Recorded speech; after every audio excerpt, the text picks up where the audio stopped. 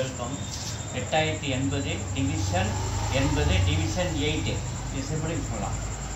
So 8080 division இந்த 80 இந்த டிவிஷனை மல்டிப்ளையாக மாற்றி இருக்கிற ஒன்று இருக்குது 1/8ன்னு தலைகீழ போடுறேன்.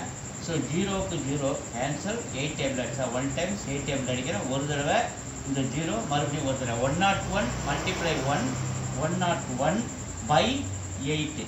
ஸோ 101/8 டிவிஷன் பண்ணுற மாதிரி 101 8ஆல் டிவைட் பண்ணுறேன். ஒரு தடவை 8 மீதி 2 இந்த 1 இறக்குறேன் 21. அப்போ 2 வாட்டி 16 மீதி 5.